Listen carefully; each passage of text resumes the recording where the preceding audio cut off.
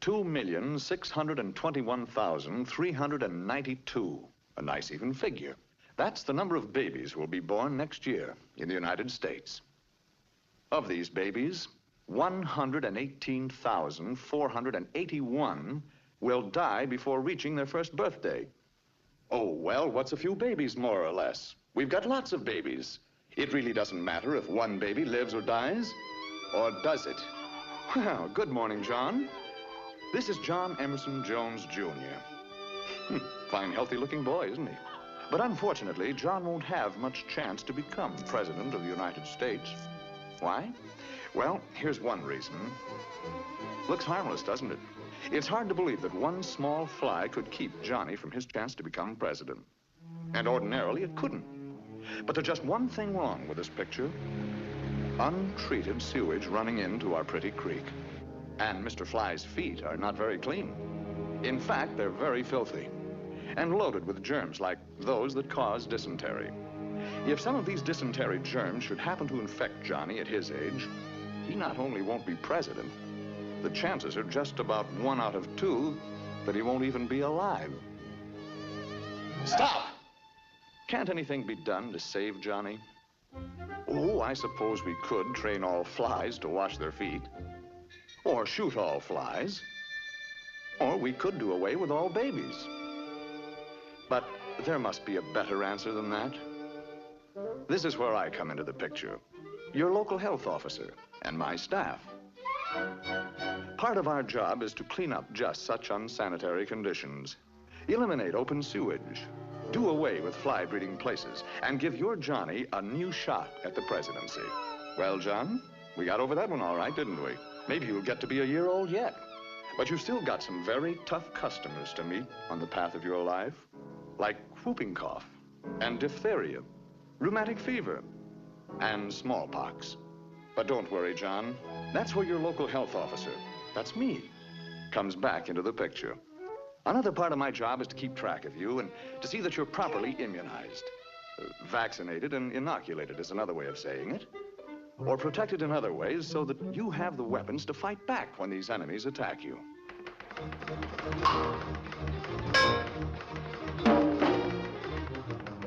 You see, Johnny, most immunizations should be completed before you become 1 year old. Does that surprise you? Well, well. Look who's in the 4th grade. Hiya, John. Shh. Oh, I'm sorry. Mind if we look around?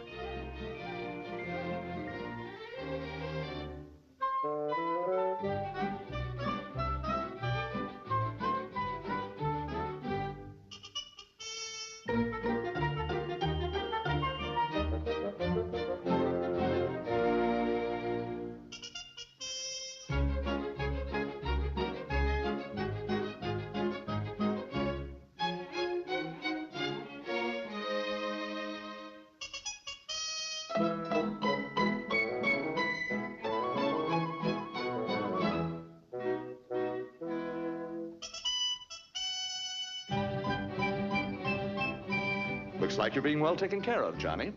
Shh. Oh, pardon me. Grown up now, John? Mr. Jones? Hey, wake up. You know her. That's Mary. Mary Lawrence. Changed since high school, hasn't she? For the better. Congratulations. You ought to make a very happy couple. You're fine, healthy-looking specimens. Nothing wrong with you, huh? Are you sure? Let's be really sure. Step in for just a couple of minutes. Now, don't worry, John. It's a very simple process for you. And I know Mary won't mind it either. It's not so simple for your blood, though. Let's see what happens. First, it's numbered, whirled, a warm bath, shaken, checked, cooled, bathed again, then carefully read.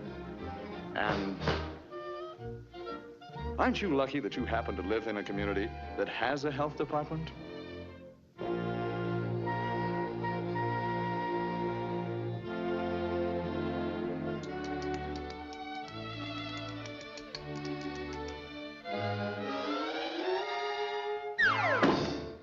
Anything we can do for you now, John? Time will tell. Now what's worrying you? Oh. Now, just a minute. Your wife has had excellent prenatal care, advice and instruction, and good medical care. And of course, the health office will cooperate with your doctor and with your wife to see that the baby will have the best of care after he's born. So why worry, John? Well, what do you know? It's a boy. You must be the first father in history to have a boy. Uh-oh. Anyway, he's sure to recover from this disease. Nice feeling, isn't it, to know that everything's all right? Your family's well taken care of.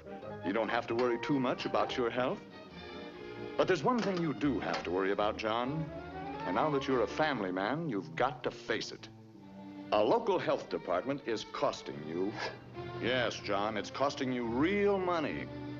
3 cents a week. That's right. 3 cents a week per person can provide basic public health services in your community. Not much, is it? Well, John, you've been leading a normal, happy, married life. But of course, you are getting a little older. Your hair is receding, which is normal. You've developed a double chin, which is normal. You've also acquired a paunch, which is a little abnormal. But you're still a fine-looking man, even if a little mild exercise wouldn't hurt you. Yes, sir. Nothing like a little exercise, especially with the kids. Makes you feel so young. I got it! I got it! He got it. A little mild exercise, John. Let's take a look at that body of yours, and perhaps we can point out why violent exercise isn't good for you. There's the old ticker pumping away. So many miles of pipe. Now then, that bay window appears, and the rest of you spreads a bit too. More skin area, more pounds of flesh, and more pipe needed to cover the ground. More work, too, for your heart. And remember, John, that heart isn't getting any younger. So let's get more rest and take it a bit easier. Oh, by the way, it might be well to cut down on the food a little. Hey! That goes for you, too, Mrs. Jones. Look, John and Mary Jones, let's not kid ourselves. This is the age when cancer, heart disease, and diabetes are the big killers. Now, wait just a minute. Don't get panicky. Nobody said you have these diseases. With a few simple precautions, you'll have very little to worry about. Periodic checkups by your own doctor are the most important thing. Don't wait until you're sick. Always remember, early diagnosis and early treatment are the best weapons with which to fight cancer, diabetes, and heart disease. The family, the doctor, and the health officer. One kind of eternal triangle that really makes sense. Grandma and Grandpa Johnny Jones. And we've come a long way together. From now on, folks, you're pretty much on your own. But wait, just a minute. This looks like a happy ending. And it should be a happy ending for a fine boy like Johnny. But the odds are better than 25 to 1 that he'll be born into a community with inadequate public health service or none at all.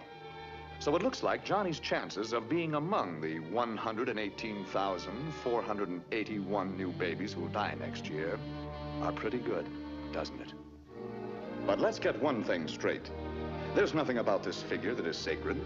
It can be reduced by well-staffed health departments throughout this great country of ours. Which kind of public health service does your community have? It's up to you.